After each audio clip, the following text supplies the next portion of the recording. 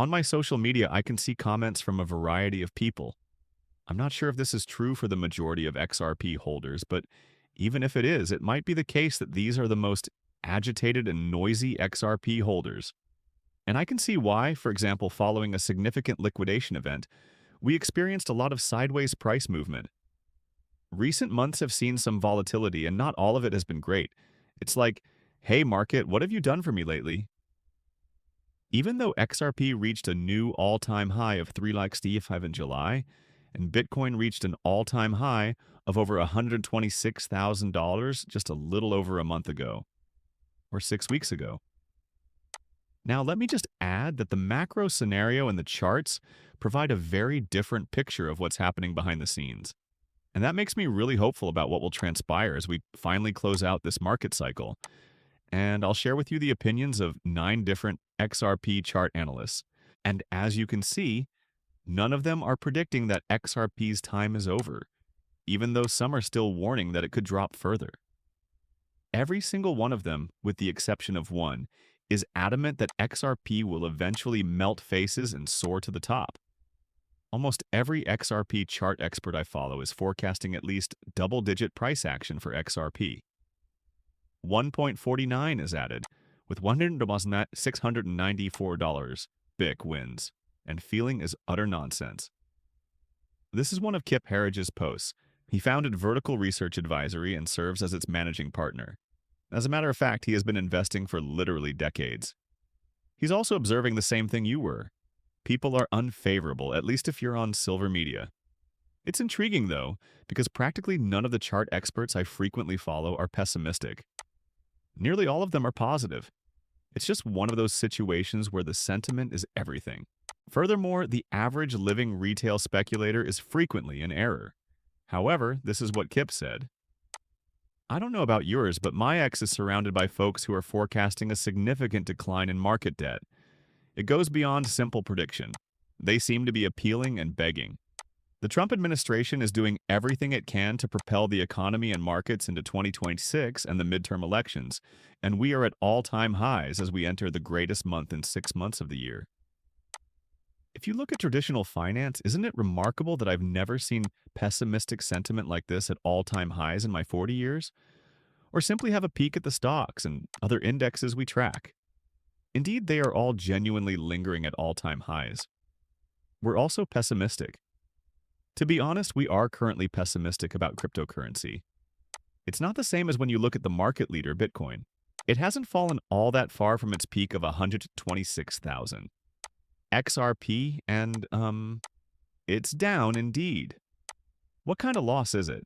Approximately 1/3 of its worth from its peak near anyone. However, that's typical in crypto. And for the first time in its crazy 13-year lifespan, it's safely hovering above $2. It's just hanging out in this range safely now. Simply put, I can't identify with those who are ranting about cryptocurrency markets here, especially because you have a different viewpoint. The asset groups were worth $2.2 trillion a year ago on average, and now it's worth $3.6 trillion 1 year later. I simply cannot empathize with the negativity. This article was published by Crypto Insight UK. He saw it too. It feels so bearish on crypto Twitter, he says. To be honest, I'm shocked that we're in this situation. It's not apocalypse, even though it feels like it. I understand that it hasn't been easy. We've essentially been above $2 for a year, XRP holders. We had been below $2 for 7 years before to last November, and we have now moved over it for roughly a year. On a policy note, he is undoubtedly right in that regard, but for the majority of the past 10 years, we have been hovering about 30 to 40 cents, occasionally even more like 20 cents. That concludes my XRP experience. It's simply difficult to be negative here if you have that viewpoint. I'm ecstatic about XRP. I'm not saying I don't want us to go higher, though, he adds. Yes, I do want us to, and I believe we will. I haven't sold because of this. But take a moment to acknowledge that we are currently at $2.50.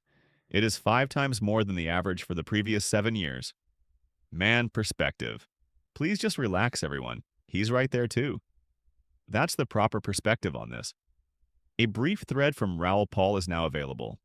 Naturally, Raul is the CEO and founder of Global Macro Investor and Real Vision. As a former executive at Goldman Sachs, he is aware of the situation and does own some XRP. Take a look at what motivates these markets. Friends, liquidity. He then wrote the following and posted this chart. Usually, I wait. As you are aware, Mr. Crypto is primarily motivated by liquidity.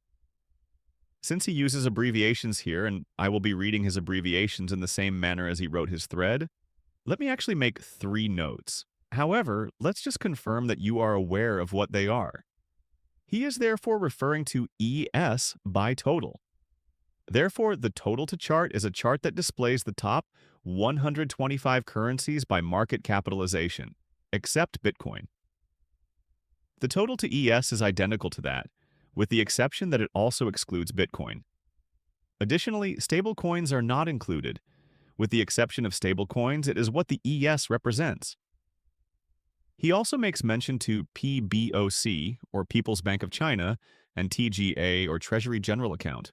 The text of the post is as follows. As you are aware, cryptocurrency depends on liquidity in order for the 2 ES to break higher.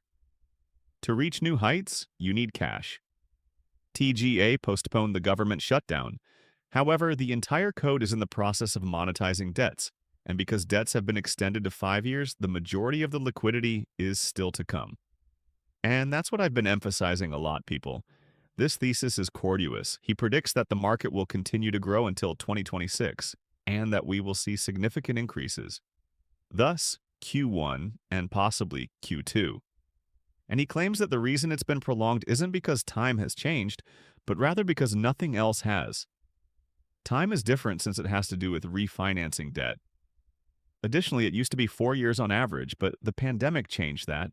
It's currently averaged out to 5 years, which varies as various events occur and alter the economic cycle statistic.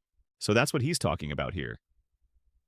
The government reopening will be the beginning of a multi-vector liquidity injection from the TGA to the PBOC balance sheet, from bank reserves to the end of quantitative tightening. And more, he continued.